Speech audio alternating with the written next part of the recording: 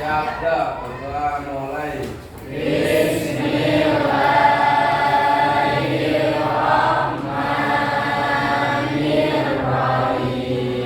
Oke, hari ini kita akan belajar mengenai teorema Pythagoras. Sebelum itu, bila ada yang tidak masuk hari ini? Siapa? Yang dia kenapa katanya? Sakit. Kita doakan semoga lekas sembuh. Baiklah, silakan buku catatan matematika, buku tugas matematika, dan alat tulis disiapkan di atas meja. Pertemuan kemarin, masih ingat? Ada segitiga apa ini? Segitiga siku-siku, namanya segitiga siku-siku apa? Segitiga siku-siku ABC. Siku-siku di titik B. Nah, silakan catatannya dibuka kembali. Rumus-rumus apa yang berlaku pada segitiga siku-siku ABC ini jika siku-sikunya pada titik B? Yuk, yang bisa jawab angkat tangan. Nanti saya punya stiker bintang ya. Nanti bisa ditempel di buku tugas untuk ditukar dengan nilai tambahan, gitu ya. Rumus apa saja yang berlaku pada segitiga ABC tersebut? Yang mau jawab? Oke, Amel. Yang pertama apa, Amel? B kuadrat, pintar. Sama dengan C kuadrat ditambah pintar. A kuadrat. Jawaban dari Amel. Ada yang mau berpendapat lagi? Sementara ini punya Amel ya. Saya tulis dulu Amel. Nah, segitiga ABC siku-siku di B tadi ya. Kalian sudah bisa menjawab semua. Berlaku rumus. Yang pertama, AC kuadrat sama dengan AB kuadrat ditambah BC kuadrat. Jawaban siapa ini? Risa, benar atau salah? Tepuk tangan untuk Risa. Lanjut. Nah, di sini ada contoh soalnya nih. Perhatikan segitiga di samping. Sisi manakah yang merupakan sisi miring? Di situ sudah langsung saya gambarkan segitiga ABC. Oke, siku-sikunya di mana, kawan-kawan? Di B. Sisi manakah yang merupakan sisi miring? Yang sisi miring dari segitiga tersebut. Sepertinya yang ini juga kemarin sudah kita bahas ya. Lanjut. Rumusnya C kuadrat sama dengan caranya bilangan bulat positif ya, karena panjang. Kenapa sih kita perlu mempelajari teorema Pythagoras? Nanti dalam bidang arsitektur teorema Pythagoras digunakan ya. Kemudian ini ada untuk menentukan pusat gempa juga. Nah, begitu bermanfaatnya teorema Pythagoras. Setelah pembelajaran hari ini, diharapkan kalian dapat menentukan panjang salah satu sisi segitiga siku-siku jika panjang dua sisi lainnya diketahui. Kemudian yang kedua, ada peserta yang dapat memecahkan masalah kontekstual. Jadi nanti kalian akan saya berikan masalah kontekstual yang berkaitan dengan teorema Pythagoras. Kalian harus menyelesaikan secara diskusi ya. Kalian harus dapat menyelesaikan masalah dengan tepat. Oke, akan melakukan 3 penilaian. Yang pertama, penilaian sikap. Penilaian sikap yang saya nilai adalah religius. Religius berarti dari sisi doanya tadi ya. Dan tadi doanya Pak Busyur ya, berarti ya agak kurang dengan religius. Kemudian kedisiplinan kalian dan tanggung jawab kalian dalam mengerjakan tugas nanti juga saya nilai, gitu ya.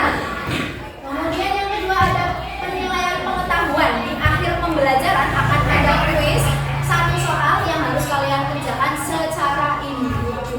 Kemudian yang ketiga ada penilaian keterampilan. Nanti saya akan menilai cara kalian membuat sketsa dari segitiga siku-siku berdasarkan permasalahan kontekstual yang saya berikan. Gitu ya. Oke, sekarang waktunya untuk diskusi ya. Silakan berkelompok sesuai kelompok yang telah saya buat. Baiklah, sudah berkelompok semua ya.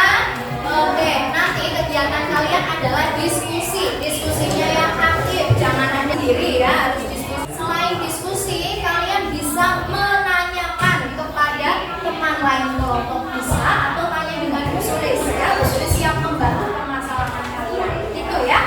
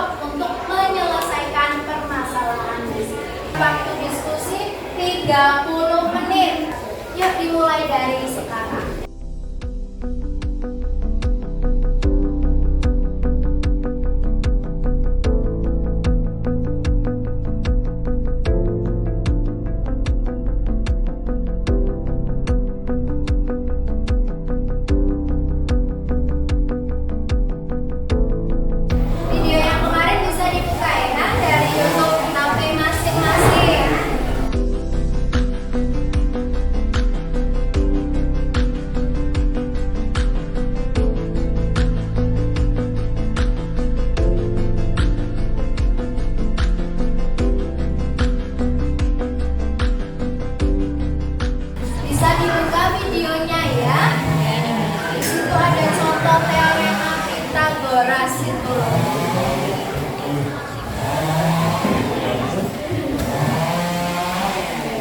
Ya, ada yang sambil buka YouTube, ada yang sambil mengerjakan, tapi tetap diskusi.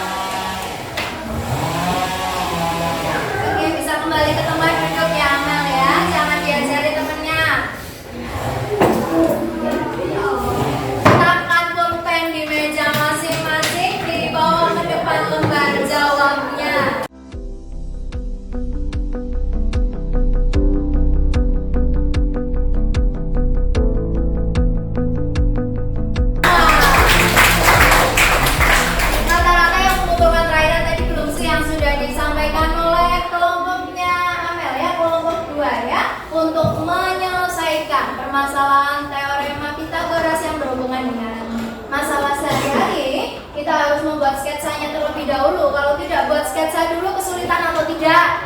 Kesulitan. Kalau sudah buat sketsa, kalian gampang ya, rumusnya sudah tahu semua, hitung-hitungan sudah dari SD. Tugasnya di situ ada bahan ajar yang judulnya Teorema Pitagoras. Ada 5 soal, silakan dikerjakan di buku tugas masing-masing individu ya. Pertemuan selanjutnya kita akan melakukan penilaian harian untuk Teorema Pitagoras. Bagaimana pembelajaran hari ini? Seneng nggak? Seneng. Senengnya karena apa coba? Iya, tadi ada gambar kapal gerak-gerak gitu ya. Kelas Ramon silakan disiapkan. Bapak mulai.